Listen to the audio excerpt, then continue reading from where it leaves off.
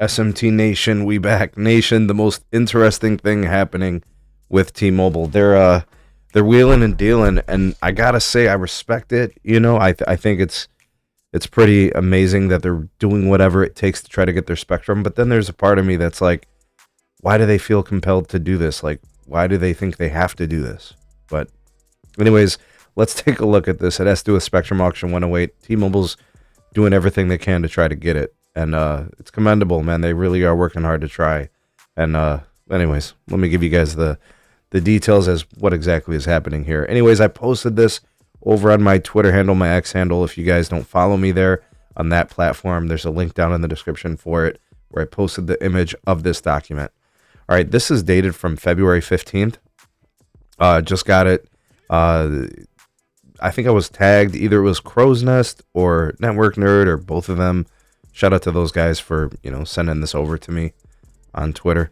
And what this is actually a filing by T-Mobile to the FCC secretary. All right, you'll see the name Marlene H.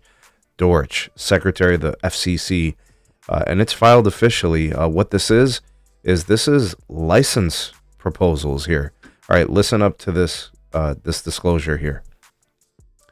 In order to expedite the issuance of the 2.5 gigahertz licenses that T-Mobile won in Spectrum Auction 108, as part of the above captioned application, the company hereby offers the following voluntary commitment.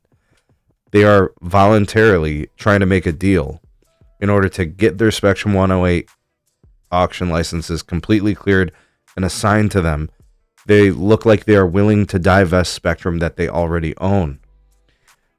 In the potential deal, they're saying they're willing to sell or swap 20 megahertz of AWS-1, AWS-3, PCS, or 2.5, or any combination thereof in no smaller than 10 megahertz blocks or paired 5 megahertz blocks.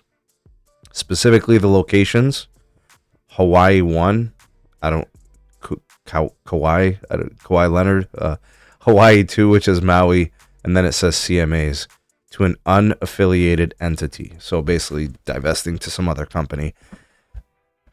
That probably sounds like AT&T, right? They're the ones that are kind of standing in the way of T-Mobile and all of this.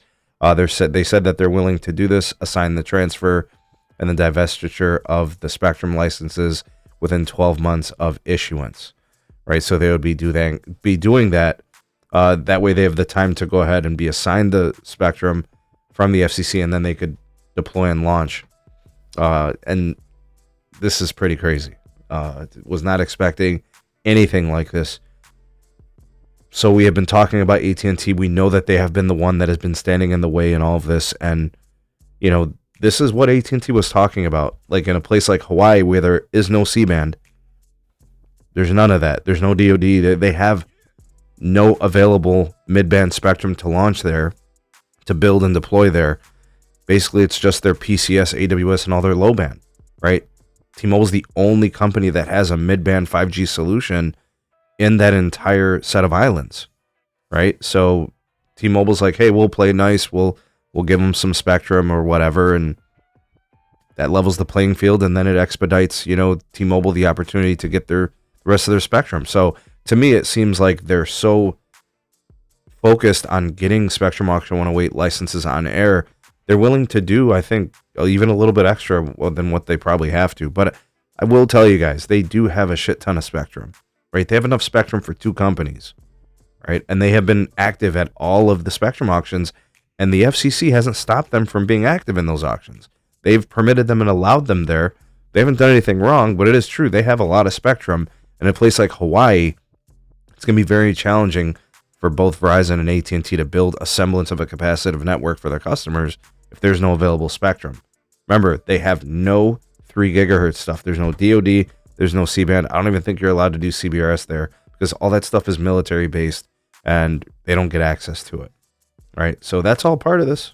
And maybe this gets the deal done. Maybe it gets AT&T to back off, agree to it. Everybody's happy, and then T-Mobile can move on with their lives, and so can everybody else. What do you guys think about this? Sound off in the comment section below. Well, the voice of the people, the SMT Nation. Let your voice be heard.